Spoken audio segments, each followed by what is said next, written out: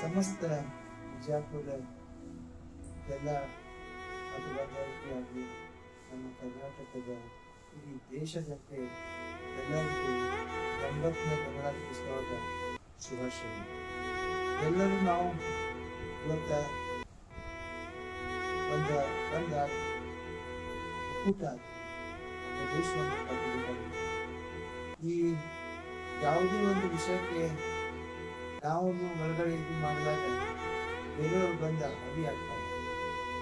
ಆದ್ದರಿಂದ ನಮ್ಮ ಸಮಾಜ ಒಳಗಾಗಲಿ, ನಮ್ಮ ದೇಶ ಒಳಗಾಗಲಿ ಎಲ್ಲ 150 ಕೋಟಿ ಜನರು ನಾವು ಕೃಷಿಗಳು ಮಾಡಬೇಕಾದ್ರೆ ಎಲ್ಲ ಭಾವೈಕ್ಯತೆಯಿಂದ, ಎಲ್ಲ ಪ್ರೀತಿ ವಿಶ್ವಾಸದಿಂದ ಎಲ್ಲರೂ ಒಕ್ಕಟ್ಟಾಗಿ ನಾವು ದೇಶವನ್ನು ಕಟ್ಟಿದ್ರೆ ಮಾತ್ರ ಕಟ್ಟಲಿಕ್ಕೆ ಸಾಧ್ಯ.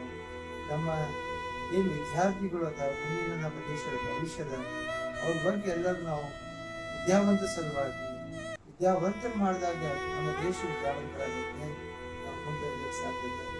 ಈ ಒಂದು ಏರಿಯಾನಲ್ಲಿ ಯಾವುದೇ ಸಮಾಜದವರಿಗೆ ನಮ್ಮ ಮಕ್ಕಳಿಗೆ ವಿದ್ಯಾವಂತರು ಮಾಡಬೇಕಾಗಿದ್ದು ಅದರ ಮುಖ್ಯ ಗುರಿಯಾಗಬೇಕು. ನಾವೆಲ್ಲರೂ ಒಕ್ಕಟ್ಟಾಗಿ ನಮ್ಮ ದೇಶದ ಸ್ವಾತಂತ್ರ್ಯವನ್ನು ಸುಮಾರು 80 ವರ್ಷದಿಂದ ನಾವು ಆಚರಿಸ್ಕೊಂಡು ಬಂದೀವಿ.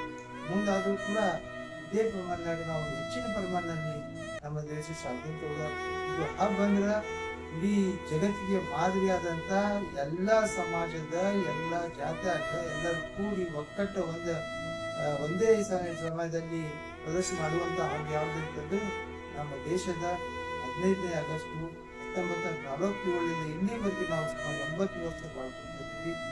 ನಾವು ಡಾಕ್ಟರ್ ಬಾಬಾ ಸಾಹೇಬ್ ಅಂಬೇಡ್ಕರ್ ಅವರು ಮಾರ್ಗದರ್ಶನದಿಂದ ಅವ್ರು ಬರೆದಂತ ಸಂವಿಧಾನದಿಂದ ನಾವೆಲ್ಲರೂ ಮಾಡೋಣ.